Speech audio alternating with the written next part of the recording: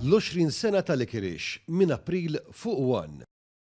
Min barra li għal dawn l-aħħar snin kienet jikser il-liġi tal-finanzjament tal-partiti, il-Partit Nazzjonalista mmexxi minn Bernard Grech ukoll ilu għal iżjed minn sentejn jinjora twissijiet tal-Kummissjoni Elettorali biex jippreżenta d-dokumenti finanzjarji tiegħu u dak tad-donazzjonijiet. Fil-fatt jirriżulta li l-Kummissjoni Elettorali batet 5 ittri ta' twissija f'dan ir-rigward li jibdew mit-18 ta' Jannar tal-2022 u bl-aħħar waħda li ntbatet kienet fl-14 ta' Ġunju li għadda.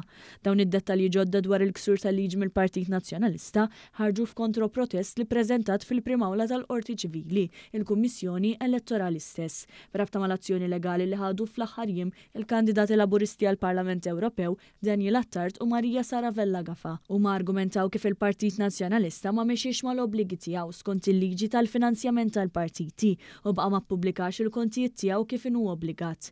Fil-fatt mindu Bernard Grech laħaq kap il-PN baqa' ma ppubblika l-ebda minn dawn ir-rapporti. Dwar dan l-istess rapporti u ksur tal-liġi, il-Kap Nazzjonalista Bernard Grech kien l-ewwel gideb mal-ġurnalista One News waqt il-festi tal-Indipendenza u qal li dawn iddaħlu iżda meta ftit jiem wara nkixef beda jġib l-iskużi u waħħal fin-nuqqas ta' ħaddiema. Dwar dan l-iżvilupp ħadna l-kummenti tal-avukati Marija Saravella Gafa u Daniel Attard propju minn quddiem id-Dar Ċentrali f'Tal-Pjetà.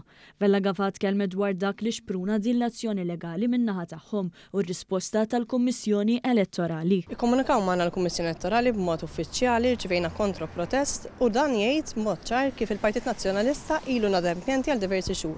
Il-Kummissjoni Elettorali komunikat mal-Partit Nazzjonalista l-5 darbit infila. Madankollu l-Partit Nazzjonalista ma daħħarx is-statement tiegħu u baqa' nadempjenti u allura hija prova ċara ta' kemm il-Partit Nazzjonalista tiġi jaqawi minn dak kollu li tgħid il-liġi u jibqa' ma jdaħħarx l-statements finanzjarji kif ukoll l-statements għad-donazzjonijiet li daħħal fl-aħħar xhur.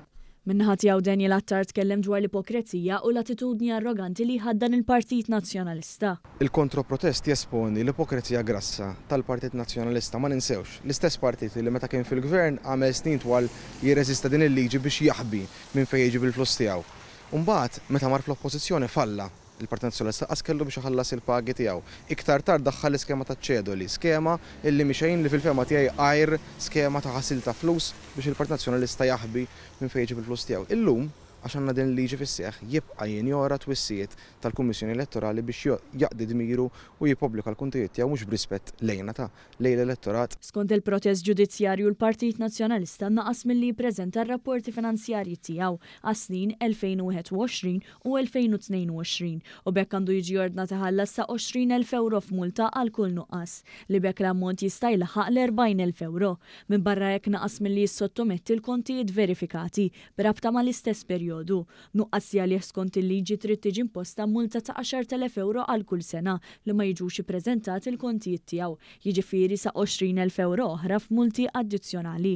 Fil-protest ġudizzjarju ż-żewġ avukati talbu lill-Kummissjoni Elettorali biex timxi mal-liġi u torna lill Partit Nazzjonalista jippreżenta l-kontijiet tiegħu u timponi l-multi imposti mill-liġi li jistgħu ilaħqu sa 60,000 euro.